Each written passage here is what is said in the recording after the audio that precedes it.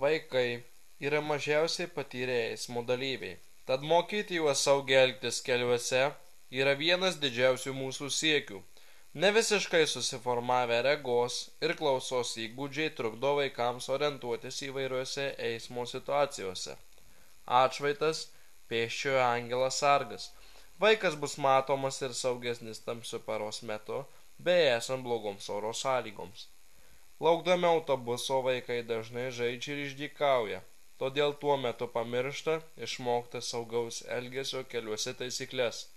Pavojingiausia eiti per gatvę už autobuso arba prieš pat jį, nes vairuotojai gali nepastebėti vaikų.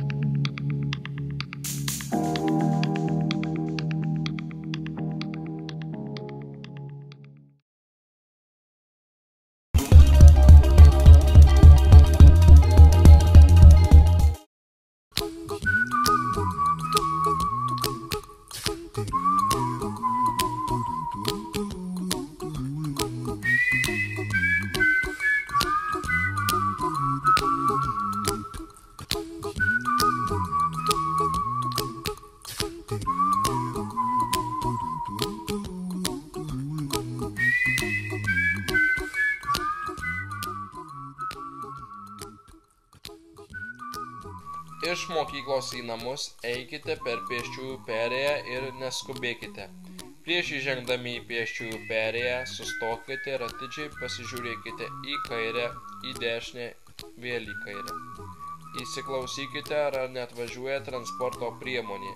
Jeigu nėra perėjos, eikite per sankryžą arba tą vietą, kurioje gerai matosi transporto priemonių eismas.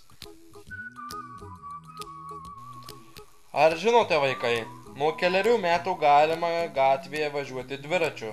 Važiuoti gatvėje dviračiu leidžiama ne jaunesniems kaip 14 metų vaikams, o turintiems mokymo įstaigos išduotą pažymėjimą ne jaunesniems kaip 13 metų.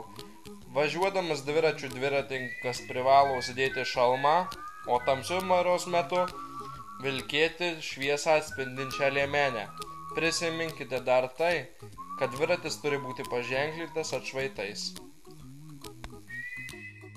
Nežaiskite arti kelio ir neišdykaukite gatvėje.